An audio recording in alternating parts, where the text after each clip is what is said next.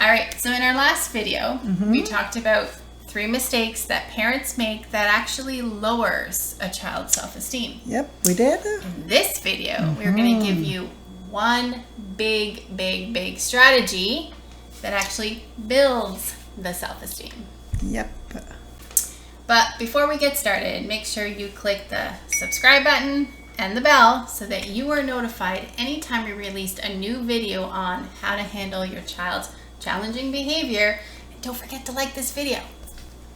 Now, we get lots of comments from the parents that we work with. Here are some of the comments. Alexandra, you want to share some?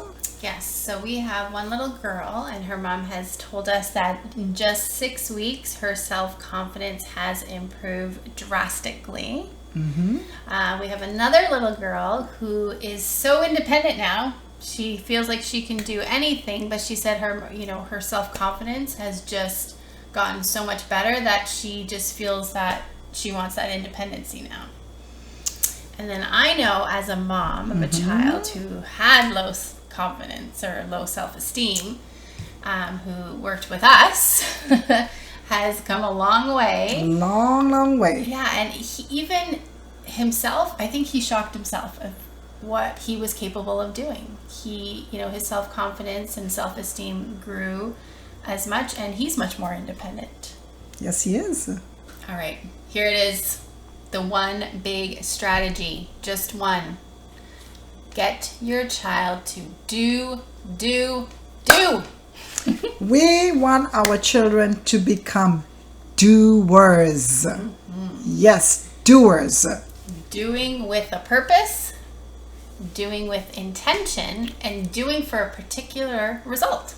Exactly. So we talk about doing tasks or taking actions that is purposeful, that is intentional, and that will give a specific result. Now let's just take a look at real life and see what that looks like in our everyday living. Okay, so what does doing have to do with building self-esteem? It has everything to do with building self-esteem. Because when we do, we accomplish. We feel good. Exactly. But let's get real.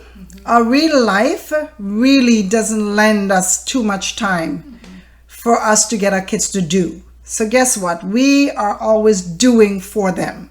Because we're always late for work, life is crazy, something is happening, and we just got to get those shoes on, and we got to put that jacket on, and we just got to get them going. But we need to slow down, and we need to get to the place where we give our kids the time to learn the skills that they need to do the task. So let's talk about the jacket and the shoes. Right. Why is it so important that we get our children to do those things? And I like the way you said to do, because we want our kids to be doers, right? And it's important for function, right? In terms of when they go to school, when they go to parties, whenever they're not with you, who's going to do it for them? Right? So that's one of the main reasons why they need to do it. The second reason is when they are doing these activities, they are gaining a lot of skills that we don't really see what's going on behind the scenes in their mind and in their brain. And because we don't see that, we don't even realize how important those skills are. Okay, so Donna, what is going on in their minds while they're performing all these tasks and doing things over and over again? Good question. So think about a jacket and the shoe. Think about, it's a never-ending story. Okay? It's on and on and on. So think about how many times that 2-year-old, that 3-year-old has to literally do that task of putting on their jacket. How many trials and how many errors. Every time they put on that jacket and they didn't get it right, they kind of failed, right? Right. So when they failed, they had to do it over. But every time they did it over, they did it better. Excellent. Now, when they did it better, they felt good. Thank you. So really, that failure or that getting it wrong propels them to do it over, to get it right. And while they're doing that, they're learning that, oh, if I do it over, there's a chance that I'll get it right.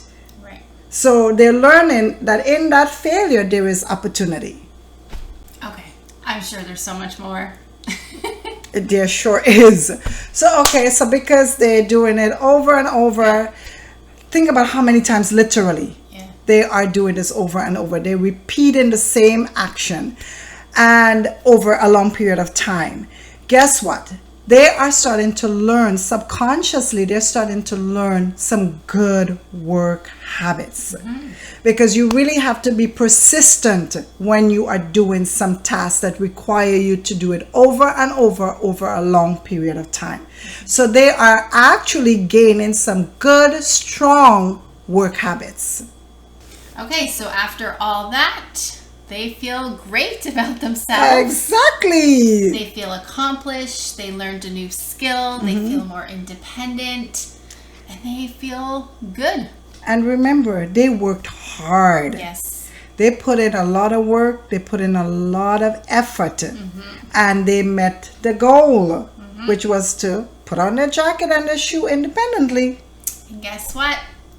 There comes that self-esteem. Yep. I did it. I can do things. Exactly. They feel good about themselves. So let me ask you guys, now that you've heard us talk a little bit, have you guys been encouraging your kids to do this type of doing? Let us know in the comments. So the goal for our children is for them to become doers. Because when they do, they feel good about themselves, they feel accomplished, and they build good, healthy self-esteem. And self-esteem is not about what happens to them, but it's about what happens inside of them. That's right.